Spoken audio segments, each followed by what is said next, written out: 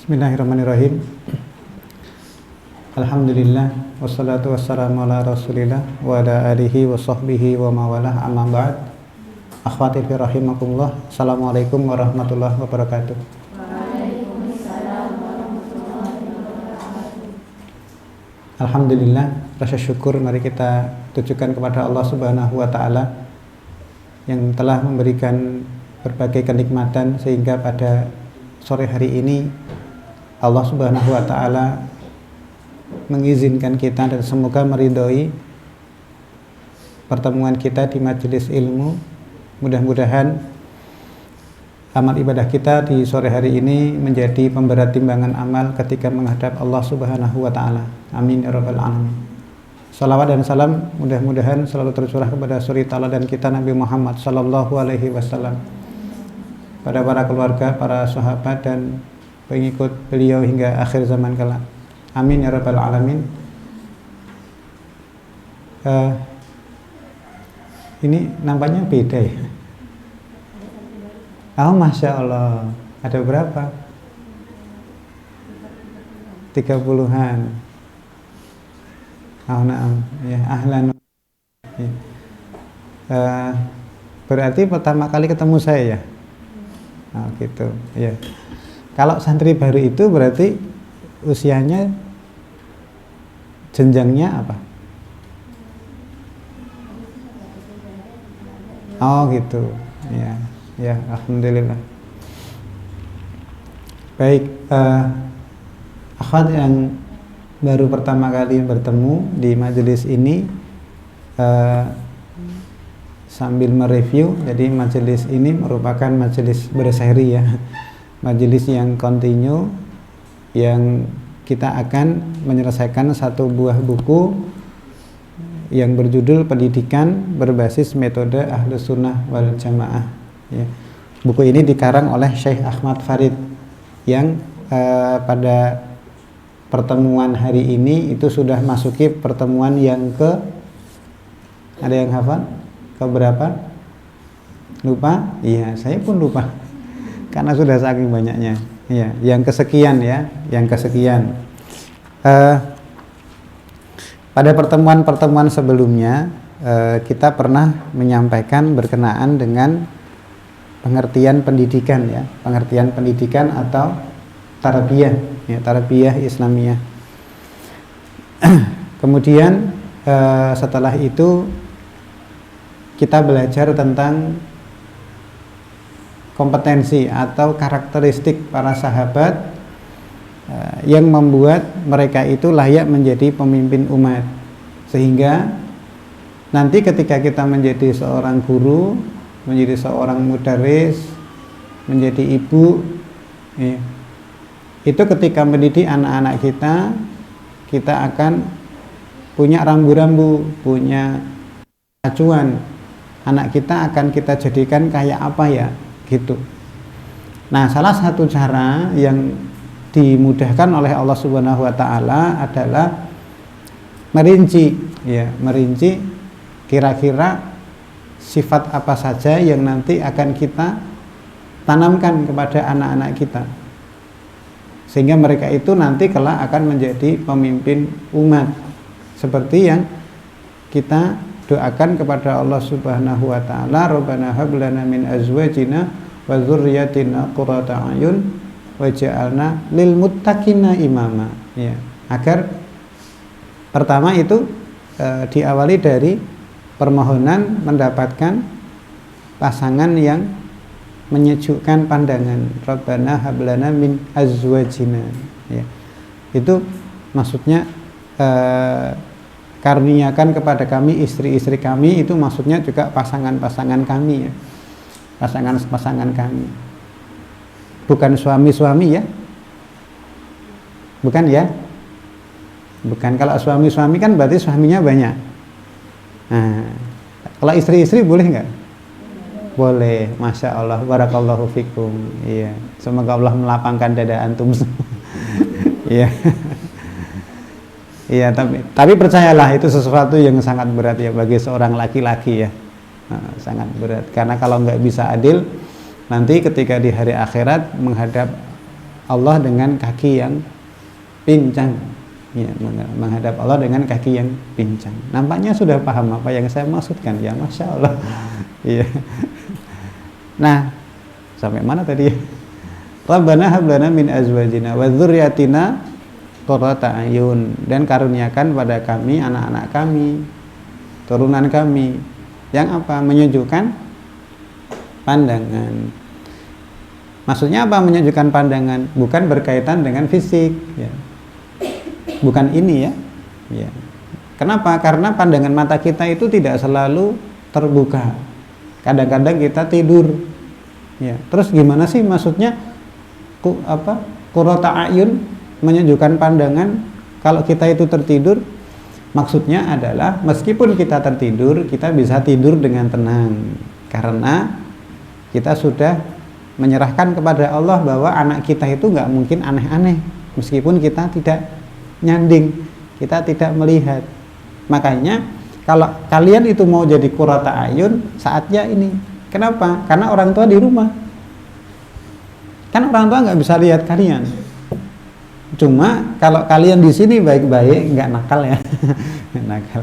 Artinya on the track ya, di jalur di mana kalian menuntut ilmu, ya baik, salihah, maka orang tua di rumah itu betul-betul punya qurrata ayun, ya betul-betul punya qurrata ayun. Sehingga baik bersama maupun nggak bersama dengan orang tua ya sama baiknya. Kalau bersama dengan orang tua baik itu biasa. Ya. Di depan ayah dan ibu itu kelihatannya salihah gitu, itu biasa.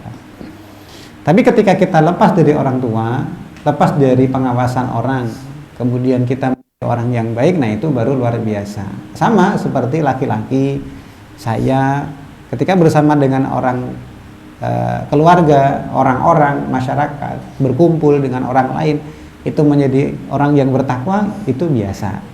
Ya, itu biasa. Meskipun sekarang juga sudah menjadi luar biasa. Kenapa? Karena kan mencari orang yang berhijab dengan baik di antara orang di masyarakat kan susah. Dalam berpakaian pun itu antum semua, antuna itu kan aneh. Kan aneh. Iya. Coba ke pasar yang kayak kalian berpakaiannya berapa? Hampir nggak ada. Ya pakai jilbab sih iya, tapi bukan jilbab ya, tapi ikat leher. Iya, kadang-kadang gitu, set gitu kan. Iya. Nah, jadi sekarang ini bertakwa di lingkungan banyak, di lingkungan sekitar itu menjadi asing, menjadi berat. Apalagi bertakwa saat sendiri, tidak dilihat orang. Nah itu lebih berat lagi. Ya. Karena kan kita merasa seolah-olah orang nggak ngawasi, kita nggak lihat, jadi kita bisa sesukanya, sekehendak hatinya. Apalagi kalau sudah sama HP, alhamdulillah nggak ada HP ya, ada ya. Iya. Terus telepon sama orang tua gimana? Oh gitu, ya Masya Allah. Nah itu yang dimudahkan oleh Allah dirinci. Pertama, dulu kita pernah sampaikan, kita akan didik anak-anak kita itu menjadi sosok anak yang menghormati perintah Allah dan perintah Rasulullah. Ingat ya, tidak menyepelekan perintah Allah. Jadi ketika ada perintah langsung laksanakan. Semampunya itu bukan terus membatasi ya, tapi sampai batas maksimal kita mampu. Nah itu maknanya fattaqullah mastata'tum, bertakwalah semampumu, itu maksudnya bukan membatasi diri sendiri, maksimalkan diri, enggak. Iya, bukan. Jadi semaksimal kita mampu seperti apa gitu. Kemudian mereka itu jujur dalam iman, ucapan dan perbuatan mereka. Iya, jujur dalam iman, ucapan dan perbuatan mereka. Iya, jadi perbuatannya dan apa yang diyakini itu selalu. Lalu yang ketiga, mereka zuhud terhadap dunia dan menginginkan akhirat. Ya. Zuhud apa kemarin? Meninggalkan ya. Meninggalkan, tidak mempedulikan dunia, dan mereka itu menginginkan akhirat. Perhatiannya kepada akhirat itu jauh lebih kuat, jauh lebih banyak daripada perhatiannya terhadap dunia, karena kesadarannya bahwa dunia itu sesuatu yang hina. Lebih hina dari apa? Bangkai kambing yang cacat. Ketika Rasulullah menawarkan kepada para sahabat, mau nggak bangkai kambing yang cacat? Tidak mau. Bayar aja nggak mau. Ya, Pak. Gratis aja nggak mau, apalagi bayar. Maka setiap kita melihat orang itu membanggakan kemewahan duniawi, maka sebetulnya mereka itu membanggakan sesuatu yang hina. Kalau wanita itu yang biasa dibanggakan perhiasan, anting-anting telinga, anting-anting hidung. Ada nggak? Ada. Saya punya teman itu dicoblos gitu.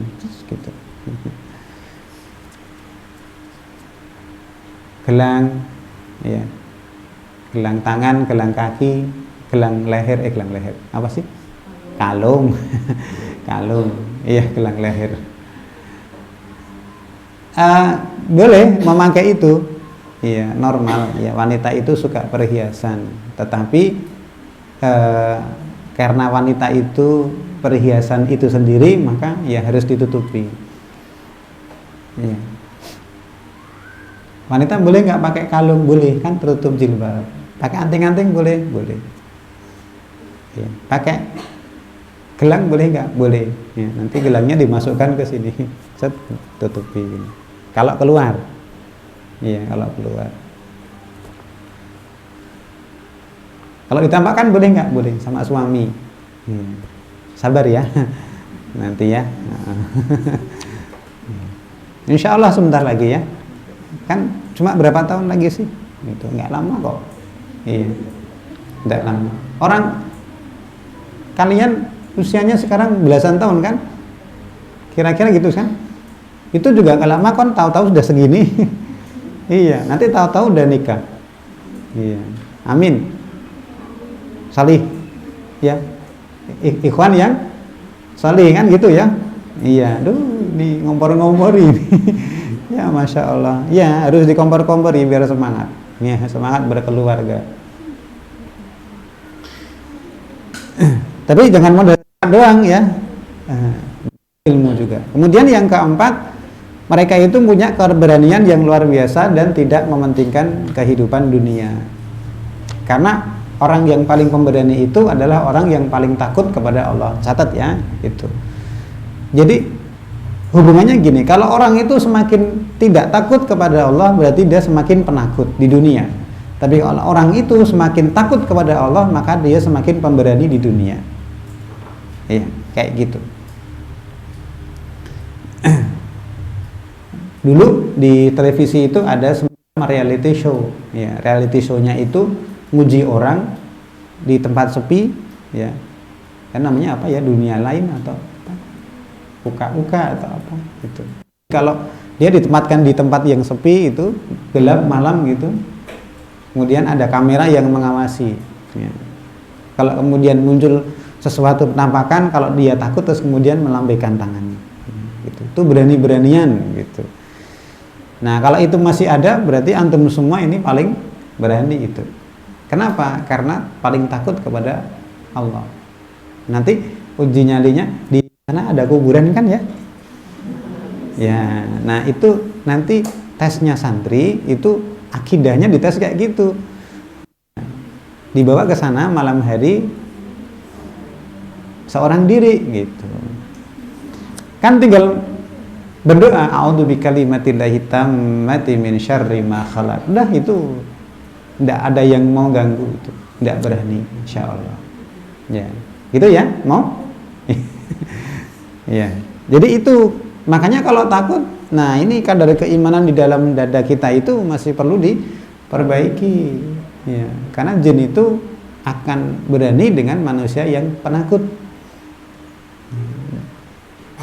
Nah, kalau mau lihat gambarannya ya kayak orang yang sedang di ruqyah. Ya, orang yang diruqyah kemudian bereaksi, dikuasai jin, nah itu tuh jin. Ya, tapi nggak usah takut. Ya. Kemudian yang kelima, memutus hubungan dengan masa jahiliyah mereka dan memberikan loyalitas, ya, kesetiaan penuh kepada Allah, Rasulullah dan orang-orang mukmin. Jadi tidak ada kecintaan, kasih sayang pada orang-orang yang memusuhi Allah. Jadi kalau kalian punya saudara, punya ayah, ibu, meskipun ayah ibunya, kok mereka itu tidak selaras dengan akhlak Islami, mereka itu menjadi musuh Allah, maka nggak boleh berkasih sayang. Tetapi masih wajib untuk berbuat ma'ruf, ya, berbuat baik, ya, bergaulnya dengan baik. Ya, jadi kepada orang tua yang memaksa kita berbuat kesyirikan saja, Allah mengatakan wasahibhuma fid dunya ma'rufan, dan pergaulilah kedua orang tua kalian itu dengan ma'ruf, meskipun memerintahkan kepada kita untuk murtad. Apalagi orang tua kita yang sekedar memusuhi Allah, berbuat kemaksiatan, tapi tidak menyuruh kita berbuat hal yang keliru. Iya. Maka mestinya lebih baik lagi. Ya. Sehingga nanti kalau kita pilih teman itu wajib, ya, kita pilih teman itu wajib. Apalagi teman dekat, ya, hati-hati dengan teman dekat karena dia bisa membawa kita pada keburukan kalau teman dekat kita itu buruk. Ya. Biasanya lewat perasaan gak enakan, ya, diajak teman ke sana nonton bioskop, gitu. Awalnya gak enak, dibujuk mau, awalnya hanya nonton bioskop, nanti lainnya nonton yang lain, aneh-aneh dan seterusnya. Ya. Kemudian yang keenam, mereka tidak tergoda kekayaan dan kemewahan dunia. Ya. Kenapa? Karena ya memang dunia itu hina, ya, jadi nggak terlalu diperhatikan. Lalu mereka memiliki komitmen yang kuat untuk menjaga persatuan dan kesatuan dan mengesampingkan perbedaan. Nah, agama Islam itu kan satu, berarti ya amalannya satu, sebagaimana apa yang dicontohkan oleh Rasulullah Shallallahu Alaihi Wasallam. Pada hal-hal yang sifatnya peribadahan kepada Allah Subhanahu Wa Taala, kita itu enak loh, nggak usah nyari amal yang lain dan nggak usah repot-repot buat.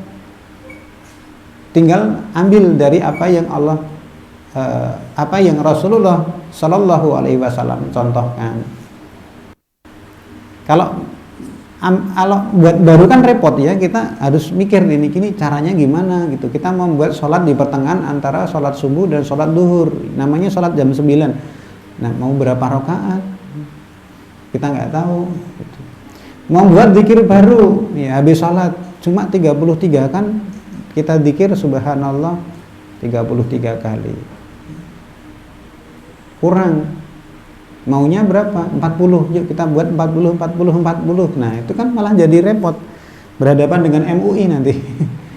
Iya. Jadi sudah ambil saja apa yang Rasulullah contohkan, itu enak kok. Nah, caranya gimana? Belajar, ngaji, cari dalil. Maka orang beribadah itu bukan beramal dulu baru cari dalil, tetapi cari dalil dulu, dilakukan gak sih sama Rasulullah, baru kita amalkan. Kenapa? Kita kan beramal kan butuh niat, ya, kita beramal butuh niat, dan innamal a'malu binniyat. Sesungguhnya setiap amal itu bergantung pada niatnya. Maka kalau kita nggak tahu itu amalan dicontohkan oleh Rasulullah ataukah tidak, gimana cara kita berniat? Maka kita cari tahu dulu amalan-amalan apa yang dicontohkan oleh Rasulullah Sallallahu Alaihi Wasallam. Nah, kita baru bisa berniat. Niat itu apa sih?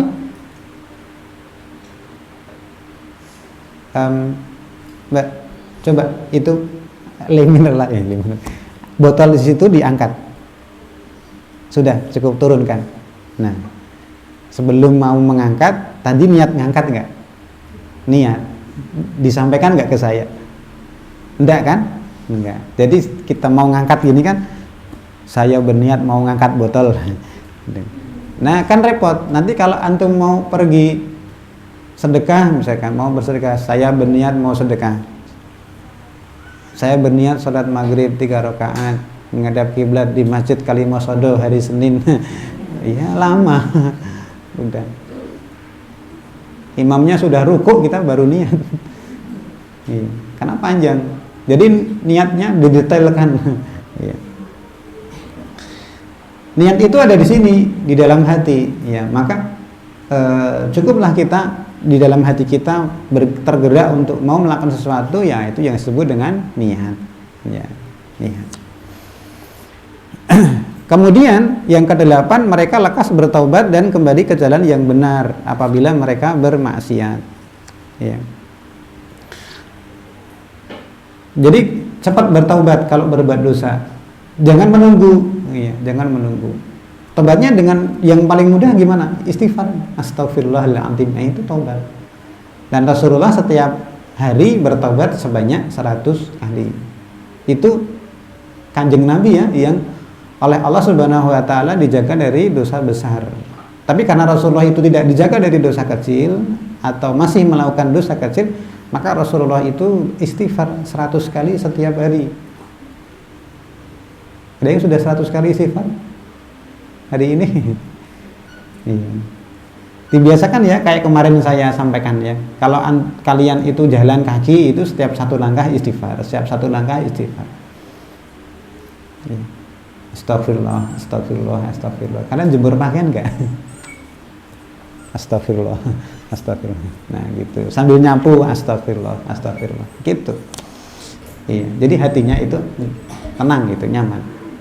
Kemudian yang kesembilan, mereka memiliki solidaritas dan kepedulian yang tinggi terhadap sesama. Allah berfirman, innamal mu'minuna ikhwatun. Sesungguhnya orang-orang mukmin itu bersaudara. Saudara karena sama-sama mukmin. Lalu yang ke-10, mereka selalu merasa bahwa mereka memiliki kesalahan. Iya, mereka selalu merasa bahwa mereka memiliki kesalahan, terutama kalau mendapatkan musibah. Allah berfirman di surat Yusuf ayat 53. Wa ma ubarri'u nafsi innan nafsa la'ammaratum bisu illa ma rahima rabbi. Dan aku tidak membersihkan diriku dari kesalahan. Sesungguhnya innan nafsa, sesungguhnya nafsu itu la'ammaratum bisu, benar selalu menyuruh berbuat kejahatan. Nah, ini jenis-jenis nafsu ya. Ada nafsu lawamah, nafsu mutmainnah. Kemudian nafsu la'ammaratu bisu. Nafsu la'ammaratu bisu itu nafsu, jenis nafsu yang suka mendorong kita berbuat keburukan.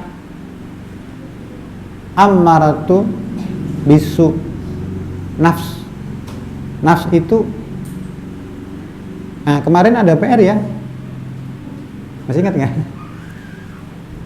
Apa namanya? Roh, jiwa atau nafs, dan satunya apa? Qalbu ya. Nah, jadi gini, ketika manusia itu diciptakan oleh Allah Subhanahu wa taala di dalam rahim, itu ditiupkan roh kepada janin ya, kepada janin. Yang anaknya ibu yang masih di rahim itu ditiupkan roh. Nah, saat roh itu ditiupkan, berarti bergabung antara roh dan jasad. Ya. Di sini jasad, kemudian Allah meniupkan roh. Ya, roh itu dari Allah Subhanahu wa taala. Nah, kalau masih dalam bentuk roh, berarti masih bagus, masih baik, masih bersih. Kenapa? Karena asalnya dari Allah Subhanahu wa taala. Ketika sudah bergabung dengan jasad di dalam rahim, baru kemudian menjadi jiwa atau nafs. Roh masuk, bergabung dengan jasad menjadi nafs atau jiwa. Nah, ketika sudah bergabung dengan jasad dan menjadi nafs, itu menjadi dua bentuk. Ada di surat apa? Asy-Syams. Fa'alhamaha wa nafsi wa masawwaha. Fa'alhamaha fujuraha wa taqwaha. Jadi nafs itu ada dua. Ada yang diilhamkan fujur, ada yang diilhamkan takwa. Kadang takwa, kadang fujur, jahat, kadang takwa, kadang jahat. Berbolak-balik manusia itu nafsunya. Maka karena berbolak-balik itu disebut dengan qaluba. Artinya yang berbolak-balik. Kita sebut dengan qalbu, bukan kalbun. Kalbun itu anjing ya. Bukan manajemen kalbu. Kalbu saya. Qalbu. Ya. Qaluba itu berbolak-balik. Maka Rasulullah kan berdoa kepada Allah, ya muqallibal qulub, tsabit qalbi ala dinik. Wahai zat yang membolak-balikkan qalbu, nah sana sini, tetapkan saya dalam agama ini. Nah, bergolak, baik buruk. Ya. Nah, maka dikatakan di surat Yusuf ini kan di situ, aku tidak membersihkan diriku dari kesalahan. Sungguh nafsu itu benar-benar selalu menyuruh berbuat jahat, kecuali apa yang dirahmati oleh Tuhanku. Berarti ada nafsu yang tidak menyuruh untuk melakukan kejahatan. Nah, kita mengenal apa yaitu nafsul mutmainnah dan nafsu lawwamah. Ya. Nafsul mutmainnah itu ya Tuhan nafsul mutmainnah itu ya. Nah, itu nafsu yang an-nafs yang baik, yang bersih. Sementara nafsu yang ketiga, nafsu lawwamah, itu nafsu yang menyesal, yang kadang-kadang kadang-kadang mencela kita ketika kita berbuat dosa. Nah, inilah nafsunya kita. Kadang-kadang kita berbuat dosa maka wah nyesel gitu. Nah, ini nafsu lawwamah. Ya alhamdulillah kita masih bisa nyesel ketika berbuat dosa. Artinya kita sadar berbuat kekeliruan. Iya. Nah, berkenaan dengan ini kita sering dalam keseharian kita itu mendapatkan satu kejadian yang disebut dengan musibah. Iya. Apa hubungannya dengan yang tadi itu? Nafsu yang takwa, kemudian nafsu yang fujur. Nah, Allah berfirman di surat Asy-Syura ayat yang ke-30. Wa ma asabakum min musibah fa bima kasabat aydikum wa ya'fu an katsirin. Dan musibah apapun yang menimpa kamu itu disebabkan oleh perbuatan tanganmu sendiri. Saya ulangi terjemahannya, perhatikan. Dan musibah apapun, pernah dapat musibah kan ya? Pernah? Ya, baik. Itu ya disebabkan oleh perbuatan tanganmu sendiri. Jadi jangan pernah menyalahkan orang lain dulu ketika mendapatkan musibah. Ini kata Allah loh. Allah mengatakan begitu. Wa ma asabakum min musibah fa bima kasabat aydikum. Dan musibah apapun yang nimpa kamu, yang kita alami, itu disebabkan oleh perbuatan tangan kita sendiri. Nah, perbuatan kita itu nggak hanya dengan tangan. Dengan apa? Mata, telinga, mulut, kaki, tangan. Apalagi yang belum saya sebutkan perbuatan? Ada perbuatan mata, mulut, telinga, tangan, kaki. Apalagi? Ada lagi satu lagi. Perbuatan hati. Misalnya nih, hasadnya orang santri itu keren. Kok keren sih? Astagfirullah. Bukan gitu. Berkelas ya, berkelas. Kalau orang lain itu hasadnya dengan kemewahan ya.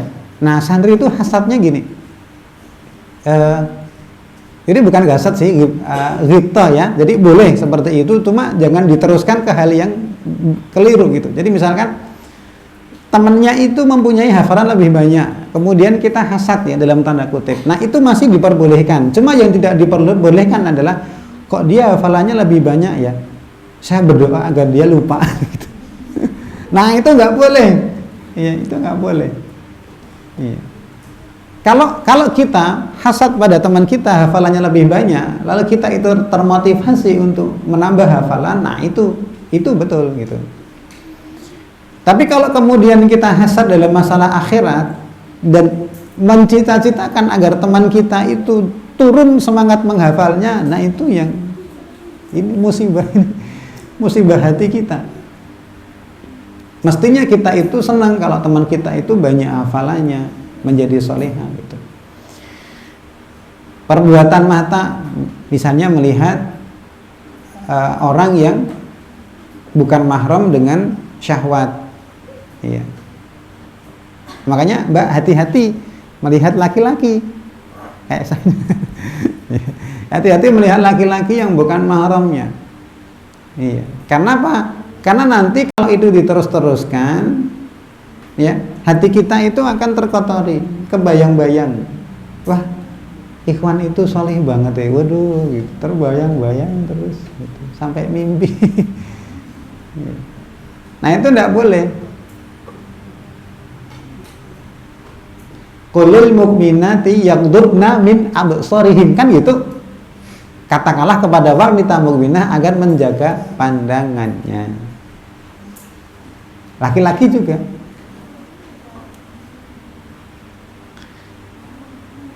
Yang dilakukan telinga apa? Mendengar hal-hal yang keluar dari mulut yang tidak baik, ghibah. Kalau bahasa Jawanya ngerasani, gosip. Iya. Kalau di televisi ada majelis ghibah. Ya. Saya nggak sebutkan nama acaranya ya, tapi kan ada ya. Majelis ghibah. Ya. Bahan ya. Yang itu sukanya itu ngomongin orang lain gitu. Apalagi aib-aib orang itu diumbar. Jadi ya tahulah ya. Ya. Dosa mulut ya. Mencela, mencaci, berbicara yang nggak benar, yang nggak baik, dusta, sumpah palsu. Ya. Sumpah palsu itu gini loh. Kalau sumpah palsu yang tidak pakai mulut gini biasanya. Ada yang pernah pakai GoFood nggak? Kok GoFood sebut merek nih?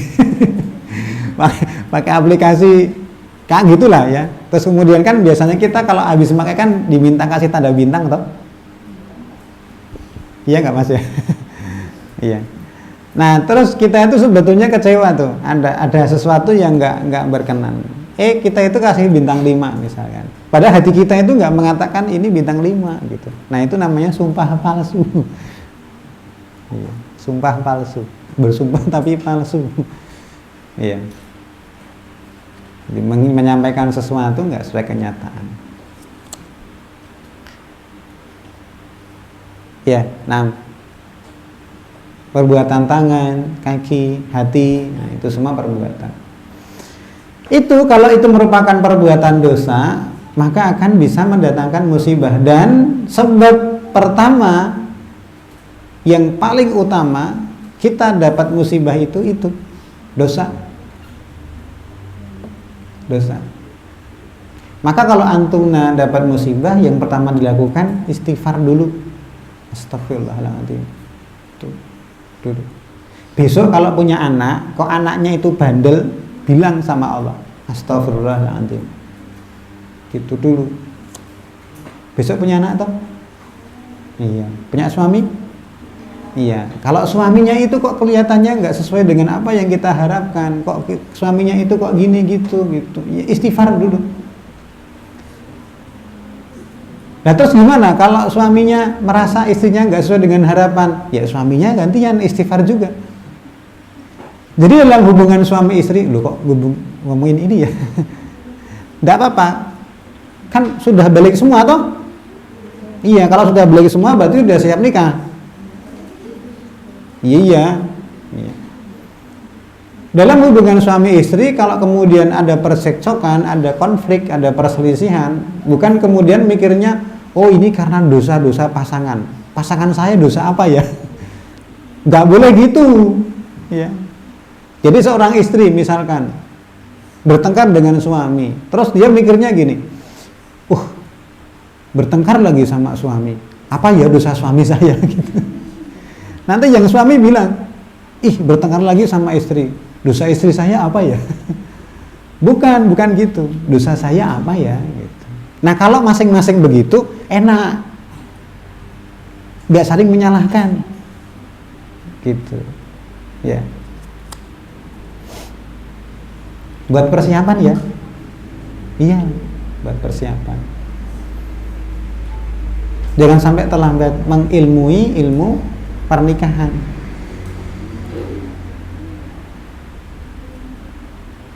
Orang jihad itu usia 12 tahun. Berarti punya Umdatul Ahkam nggak di sini? Tahu Umdatul Ahkam nggak? Umdatul Ahkam itu kitab hadis yang menghimpun hadis yang diriwayatkan oleh Imam Bukhari dan Imam Muslim saja. Jadi muttafaqun alaih. Muttafaqun alaih itu disepakati oleh dua itu, Imam Bukhari dan Imam Muslim. Nah, di Umdatul Ahkam itu bab-babnya itu tentang fikih, yang di paling depan itu tentang niat. Nah, di bab terakhir itu tentang jihad. Kita tahu Rasulullah membolehkan anak berjihad itu usia 12 tahun, dulu pernah ada sejarahnya kayak gitu. Oleh karena itu, pengetahuan tentang syahadat, sholat, puasa, zakat, haji, nikah, terusnya, yang itu ada di depannya pengetahuan tentang jihad, wong bab jihad itu di belakang, berarti mestinya sudah selesai.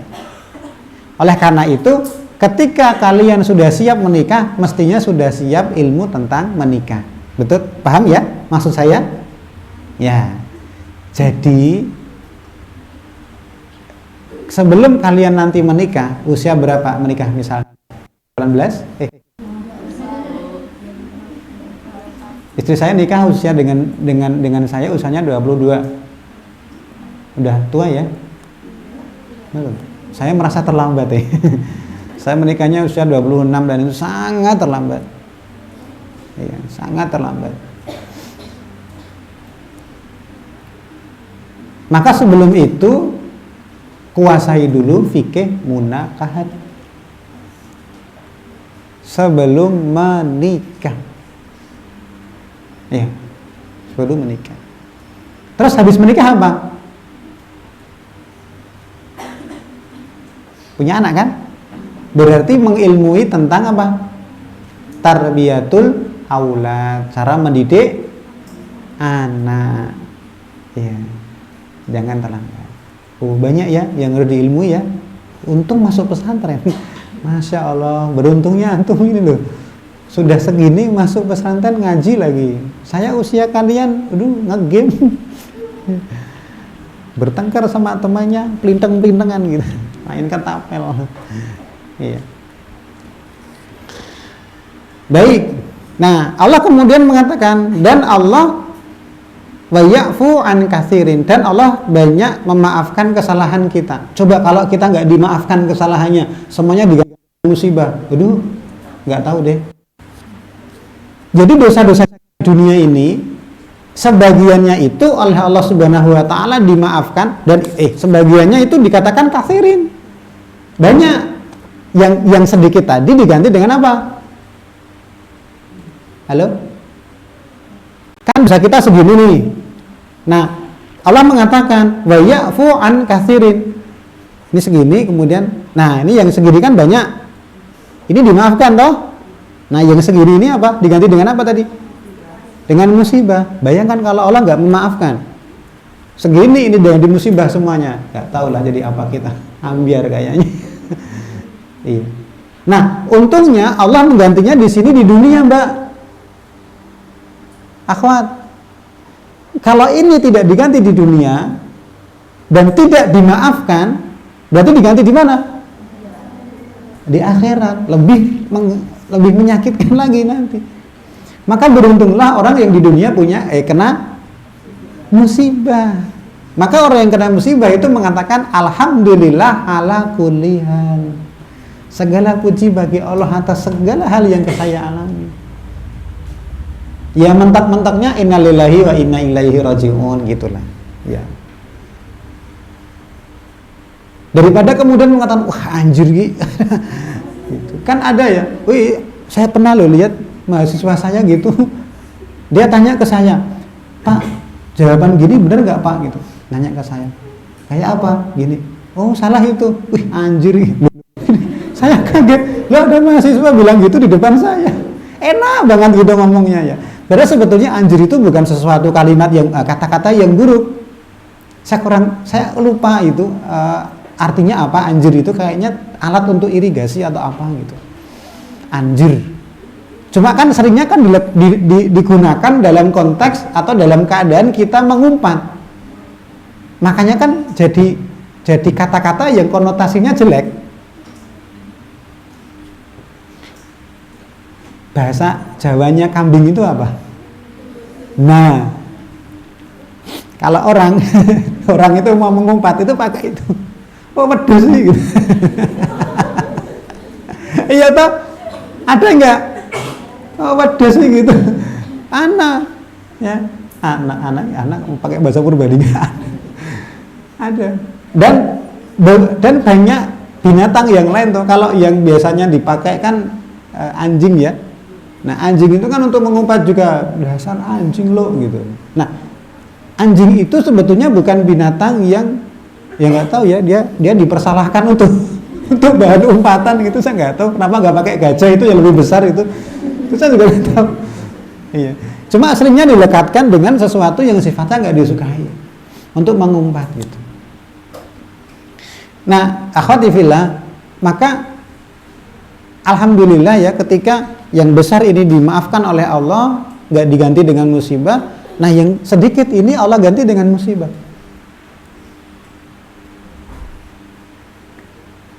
Kita kena demam, sakit gigi, pusing, terpeleset, jatuh, berdarah, masak kemudian teriris. Itu musibah.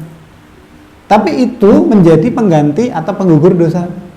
Maka bersyukurlah ketika Allah itu memberi kita musibah. Berarti Allah itu sayang sama kita. Kenapa? Karena Allah itu berkenan untuk menggugurkan dosa-dosa kita. Tuh, gantilah mindset kita terhadap musibah. Biar kita itu nggak selalu sedih terus gitu. Kok saya kena musibah terus? Allah sayang sama saya nggak sih? Kok saya dikasih musibah terus? Loh, ya itu sayangnya Allah itu gitu sama kita. Dikasih musibah itu. Coba bayangkan kalau orang itu imannya biasa aja, kemudian nggak pernah dikasih musibah. Kan kayak gini, ada anak naik pohon, orang tuanya bilang gini, yo terus yang tinggi. Kenapa? Agar kalau jatuh sekalian sakit, lebih pedih gitu. Iya. Maka bersyukurlah kita kalau dapat musibah. Kemudian ada nafs yang takwa, ada yang baik, dan ada nafs yang fujur, yang jahat. Nah, salah satu amalan hati yang itu merupakan bentuk peribadahan kepada Allah adalah menguatkan iman atau iman kita kepada Allah Subhanahu wa taala. Yang itu akan semakin kuat imannya itu, ini yang di 11 tadi ya, mereka memiliki iman yang menaikkan harga diri dan martabat mereka, iman. Kemudian yang ke-12, mereka selalu membersihkan jiwa mereka dengan ibadah. Nah, iman itu semakin kuat dengan ibadah. Maka kan definisi iman itu begitu. Ya, definisi iman itu begitu. Begitu itu maksudnya apa? Dia naik dengan peribadahan kepada Allah dan turun dengan kemaksiatan. Ya. Jadi setiap kita itu beribadah kepada Allah, iman kita akan naik. Orang antuna itu baca Al-Quran saja kan akan berefek ke dalam hati toh. Mesti akan lebih tenang daripada dengarkan aja dibanding-bandingke misalkan. Tahu nggak itu? Tahu nggak? Dangdut misalkan ya, tahu dangdut? Iya. Ya pokoknya musik lah, musik yang syairnya itu yang mengarah pada hal-hal yang syahwati ya, yang kurang bagus itu ya. Itu malah justru membuat kita berangan-angan yang liar, yang nggak benar. Apalagi lagu-lagu cinta yang isinya penuh dengan pemicu untuk memikirkan lawan jenis. Ya. Allah Subhanahu wa taala berfirman di surat Al-Anfal innamal mu'minuna alladzina idza dzukirallahu wajilat qulubuhum wa idza tuliyat 'alaihim ayatuhu zadatuhum imana. Ya. Orang-orang mukmin itu ketika mereka mendengar asma Allah disebut, hatinya bergetar. Gini, biar mendekatkan pemahaman. Yang habis santri baru. Nah, santri baru ini lagi masa kangen-kangennya rumah. Betul? Ya, jadi pertama kali ditinggal orang tua itu mewek. Pas sayonara. Dadah. Nah, apa yang terlintas dalam dada kalian ketika tersebut nama kampung halaman? Kangen. Nah, gini, dadanya gimana? Sir gitu ya, malas gitu tuh, anyep gitu ya, gitu. Ya, ini wajilat qulubuhum. Jadi hatinya itu bergetar. Kenapa? Karena rindu kampung halaman. Artinya kalian itu cinta orang tua, kalian itu cinta kampung halaman, kangen untuk pulang dan seterusnya. Itu pertanda bisa dirasakan di dada. Nah, sekarang gini, taskesnya kalau ada nama Allah disebut, kok di sini itu datar-datar saja, itu dikoreksi nanti. Hati kita itu ada rasa cinta nggak sama Allah Subhanahu Wa Taala? Kalau ada rasa cinta, berarti ketika nama Allah disebut, itu di sini itu sudah maknyes gitu. Ada rasa kerinduan pengen bertemu dengan Allah Subhanahu Wa Taala. Maka shortcutnya para sahabat itu tanya sama Rasulullah, Rasulullah, wahyu perang udah turun belum? Ini kita mau perang ini. Kenapa? Kalau perang syahid, iya, menghadap Allah Subhanahu Wa Taala. Jadi mereka itu rindu bertemu dengan Allah. Betapa mereka tidak rindu dengan Allah Subhanahu Wa Taala. Wong Allah itulah yang memberikan kita nyawa, memberikan kita fisik, kenikmatan, udara, segala sesuatunya yang kita punya itu Allah yang berikan. Ketika kita berbuat salah, berbuat kemaksiatan, Allah masih berkenan untuk memberikan kenikmatan kepada kita semua. Betul? Iya, coba perhatikan. Orang yang mencuri itu pakai apa? Tangan kan? Ketika mereka mencuri pakai nikmat Allah enggak itu? Apakah kemudian Allah lalu ngambil tangannya? Enggak. Tapi Allah memberikan tangannya itu sampai dia selesai mencuri. Bayangkan. Sampai dia selesai menikmati hasil curiannya, Allah tidak ambil tangannya. Sama ketika kita menggunakan mata kita, menggunakan telinga kita, menggunakan mulut kita, menggunakan hati kita untuk kadang-kadang bermaksiat, Allah terus kemudian nggak ngambil itu. Allah terus kemudian memberikan kenikmatannya yang berupa bentuk-bentuk itu. Nah, kalau dengan zat yang seperti itu kita tidak cinta, kan kebangetan ya. Orang kita itu sama orang tua kita cinta, meskipun orang tua kita dalam tanda kutip hanya memberikan air susu, ngomong kita, gendong kita. Kalau dulu bayi kita pipis ya ngompol ya diwawi, dibersihkan. Buang air besar ketika digendong ya ndak apa-apa. Nah, dengan pemberian orang tua yang kayak gitu saja kita cinta sama orang tua kita, apalagi dengan pemberian Allah yang demikian. Maka mestinya kita lebih cinta kepada Allah Subhanahu Wa Taala. Nah, tanda cinta itu bergetar hatinya ketika namanya disebut.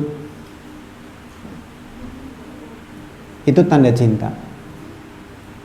Dan ketika ayat-ayat Allah dibacakan, itu bertambah imannya. Saya pernah mendengar orang pakai sepeda motor, itu gasnya itu di gini. Pokoknya dikeras-keraskan gitu. Kenapa? Gara-gara dia mendengar murotal. Itu di depan saya. Jadi saya nyetel murotal, nggak kenceng loh badan, pelan. Nah itu dia lewat, dia nggak suka. Ya, gitu. Ada lagi tetangga saya itu kalau ada pengajian itu masjidnya itu dilempari. atapnya kan dari seng. Nah itu kalau ada pengajian kan dia itu di samping masjid, dia muslim. Jadi ketika ada pengajian itu masjidnya dilempari dung gitu pakai itu. Nah ketika meninggal dia itu memaki-maki malaikat. Jadi kalau orang meninggal sakaratul maut itu kan didatangi malaikat, dia bisa melihat toh. Nah dia itu bahasa Jawanya itu misuh-misuh. Misuh-misuh itu mengucapkan kata-kata kotor kepada itu malaikat. Dimaki-maki. Iya. Nah, jadi kembali ke sini ya. Bersihkan jiwa dengan ibadah. Maka kalau ingin sesuatu yang mengotori jiwa itu sesuatu yang berlawanan dengan ibadah, yaitu kemaksiatan. Sampai ketika kita berbuat kemaksiatan, hati kita itu ada ron, ada noda hitam, 1, 2, 3, lama-kelamaan seperti kaca itu kalau jarang dibersihkan, dia susah atau dibersihkan? Ya, debunya sudah sangat tebal. Tapi kalau ada setitik kaca, noda di kaca, antum hapus, dilap, maka kacanya akan bercahaya, kan gitu. Maka hati yang bersih itu hatinya yang bercahaya. Kalau ingat cahaya surat apa? Nur. Nurun ala nur. Cahaya di atas cahaya. Itu Allah. Di ayat berapa ya? 35 apa ya? Allahu nurus samawati wal ard. Dan seterusnya. Nah, itu ayat cahaya. Itu yang mengajari kita tentang hati yang bercahaya itu hati yang bersih. Iya. Nanti ya itu kita bahas pertemuan sendiri kalau tafsir An-Nur ya. Lalu karena mereka itu imannya kuat dengan banyak ibadah, maka mereka memiliki hati yang teguh dalam menghadapi godaan dan keinginan. Keinginan itu apa? Berbuat maksiat. Mereka kuat untuk menolaknya. Ya, nggak gampang terbujuk. Apalagi terbujuk yang di inbox. Terbujuk teks yang masuk lewat direct message alias DM. Ya. Jadi krokodil itu adanya di tahu nggak? Buaya itu habitatnya di inbox.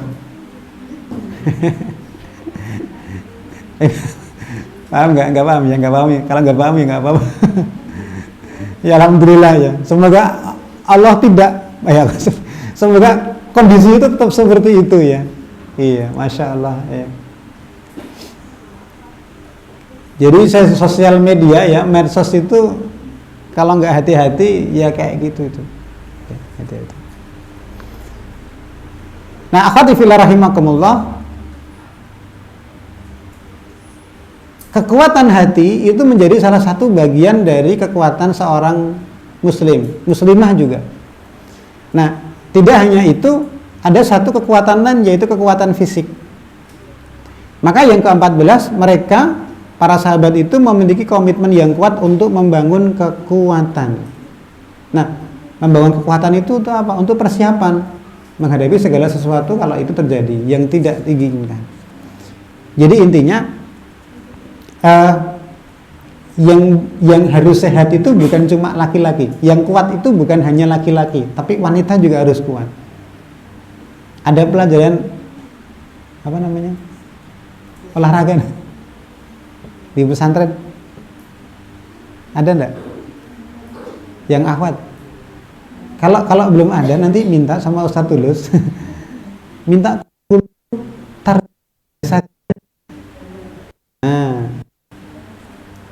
renang, memanah, berkuda. Nah kalau berkuda mungkin susah ya. Mungkin renang sama memanah. Ya, memanahnya di mana ya, nanti di belakang itu bisa. Terus renangnya di mana? Di kolam renang khusus akhwat. Iya. Kalau doanya ya mudah-mudahan nanti Azakiyah punya gedung besar, punya kolam renang sendiri. Amin. Biar santrinya renang tanpa susah. Biasanya kalau santri akhwat renangnya di kolam renang khusus akhwat, ya. Nanti minta sama Ustaz terus. Ya. Anak saya yang 2 itu tak leskan renang tuh seminggu sekali. Meskipun putri ya les renang. Ya. Pencak silat juga enggak apa-apa. Ya. Kan butuh self defense namanya. Zaman sekarang itu yang diganggu bukan hanya orang yang enggak nutup aurat, yang nutup aurat pun juga diganggu oleh orang-orang yang punya kelainan. Apa kelainannya? Ya dia sukanya kepada orang-orang yang kayak gini. Gitu. Justru dengan orang-orang yang buka aurat mereka tidak suka. Gitu. Ya, nah, akhwati fillah, agar mereka itu mendapat kemenangan, ya, kita kan tujuannya itu ya dari awal dulu kita mendapatkan kemenangan, mendapatkan kemuliaan. Maka yang ke-15 karakteristik mereka itu selalu meminta pertolongan kepada Allah dan mereka selalu yakin akan datangnya pertolongan Allah Subhanahu wa taala. Iya. Kenapa? Karena kemenangan itu sebetulnya sudah dijanjikan oleh Allah Subhanahu wa taala. Sudah disiapkan. Tinggal kita itu berusaha meraihnya saja. Jadi tugas kita itu berusaha, berupaya untuk mewujudkan kemuliaan Islam, mewujudkan kemenangan Islam. Adapun kapan itu akan diberikan, ya bisa jadi setelah kita wafat belum kita melihat atau mengenyam kemenangan Islam, tidak apa-apa. Tidak apa-apa. Karena kita nggak tahu kapan, gitu ya. Kapan Nabi Isa melempar tombak sehingga membunuh Dajjal di akhir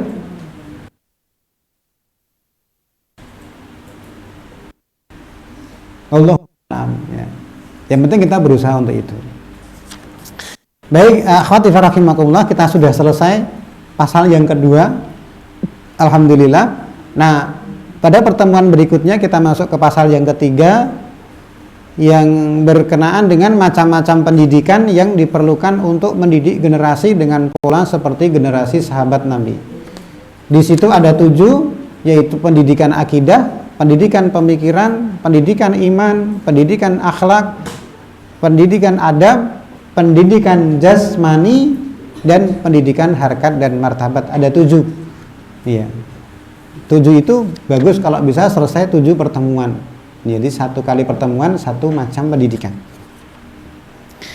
Baik, itu yang bisa saya sampaikan untuk kesempatan sore hari ini. Terakhir, sekali lagi selamat datang santriwati baru di Yogyakarta, khususnya di Bantul. Mohon izin memperkenalkan diri. Belum kenalan kan? Iya, nama saya Ikhlasul Ardi Nugroho. Saya di kampus biasa dipanggil dengan Izul, Pak Izul gitu. Kalau mahasiswa menyebutnya, saya mengajar di UNY, Universitas Negeri Yogyakarta. Saya TK-nya di TK Aba Aisyah Bustanul Atfal Tegal Gendu di Kota Gede. Di Kota Gede, SMP 9, SMA 8, kemudian S1-nya pendidikan fisika di UNY, S2-nya pendidikan dasar, dan S3-nya juga pendidikan dasar. S4-nya nggak ada, nggak ada sekolahnya. Iya. Istri 1 dan anak saya 3, yang 2 saya